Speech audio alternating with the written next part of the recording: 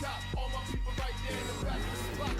Top, top, top, top, top. If you know me, you don't need to stop. I need the top, top, top, top, top. All my people there in back of the spot. Let them shot. What you got for me, world? What you got?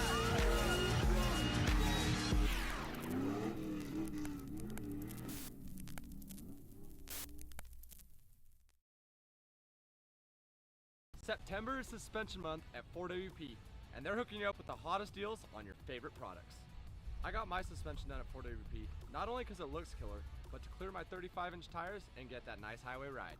Save up to $500 on select lift and level kits all month long. Already got a lift kit? Bring your vehicle into 4WP for a service, alignment, and inspection to make sure your kit is on point. I got my lift done at 4WP, and September is your month to do the same. All right, welcome back everybody to the KMC Wheels Fishgistics coverage of today's Baja 400 presented by 4Wheel Parts. It is now 6 o'clock, so it's time to go live again with the next update for you guys. Everyone's coming up the beach still. They've just turned off the beach. They went through Santa Tomas. They dropped down into Europan, and now they're making their way back through Ojos right now. The leaders are.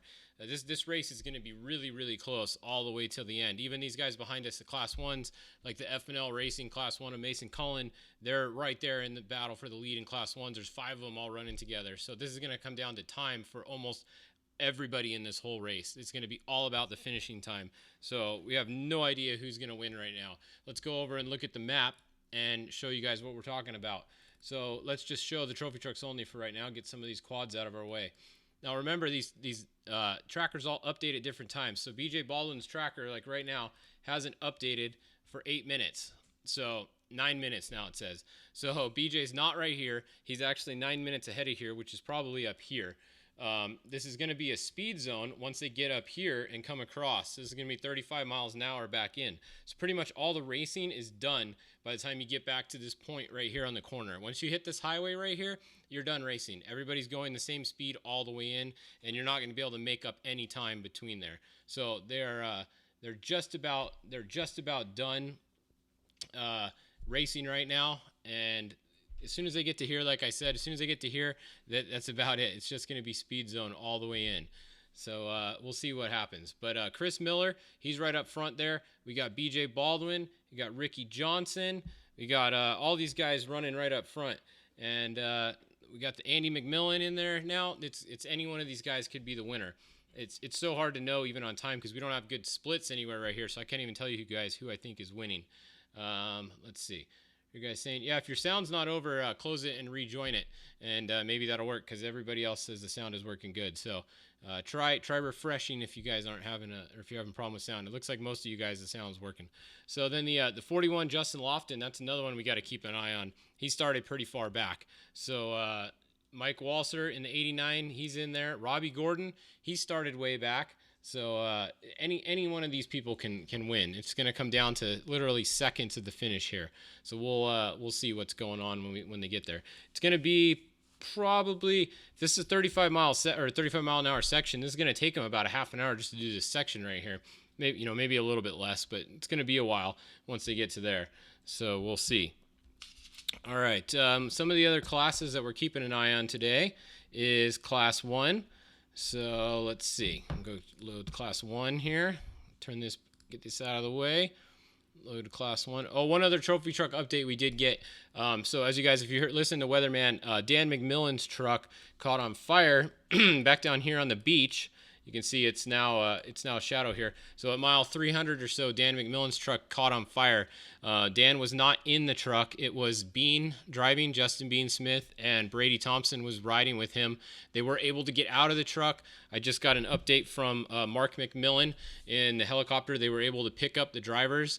Unfortunately, the truck looks like it's going to have some major damage to it. They didn't have anything to get it out in time over there. It just got too big too quick. Sounds like it was a big fire on the 23. So a big bummer for the McMillans and for Dan McMillan. But the good news is everybody in the truck was able to get out, and we didn't hear any injuries. And they're on their way back in the helicopter, so that's good. Good news for them. Fire's never good, but that's the best outcome out of a fire, I guess, is everyone's okay. So anyways, let's go back to the Class 1s. And the leader like I said, this whole pack of 5 right here has been running together this all day. All 5 of these cars. You got Brad Wilson is in front. You got Al Torres in second. You got Cody Parkhouse in third. Mason Cullen, the F&L car, in fourth right there. And then you have Shelby Reed in the 168 just a little bit behind them.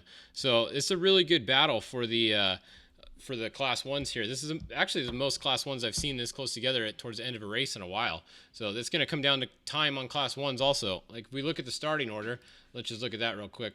So Class 1, Brendan Gaughan, Mason Cullen started second, then Brad Wilson started third. So Brad Wilson started third. He's out front now.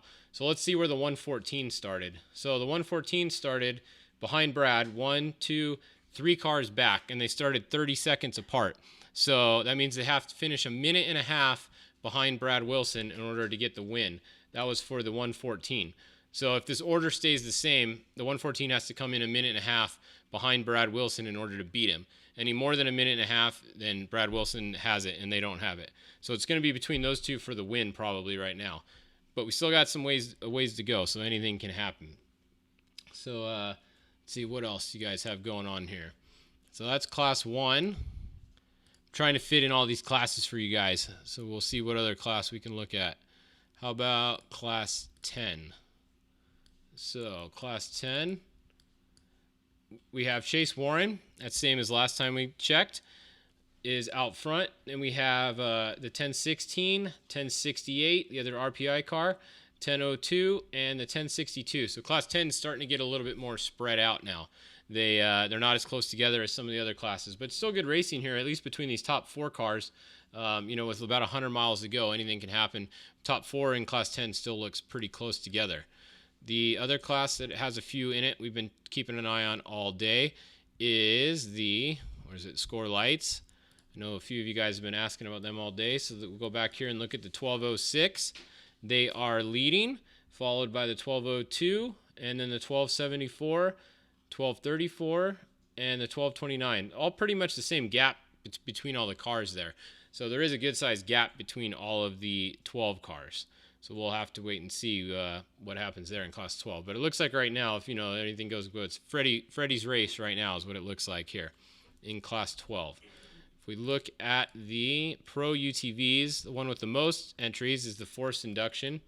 So the leader in forced induction is going to be 1280 or 2989. Wes Miller, he's been out front for pretty much the whole time. Mark Brunette, the two of them have been going back and forth a little bit. Then we have Scott Trafton here, Wayne Matlock here, and someone else behind Wayne there. And then back to these other cars here, the 2914 and the 2987. All right. What else are you guys looking for? Spec trucks. Yeah, we can go look at the spec trucks. Jason McNeil, you're asking about. Jason McNeil had a motor issue. They blew up a motor early, so Jason McNeil has been out of the race for a while. So bummer for Jason McNeil. Let's load the trophy truck specs here. All right, trophy truck specs. So we got 209 right here. Then we have behind him, we have the 299.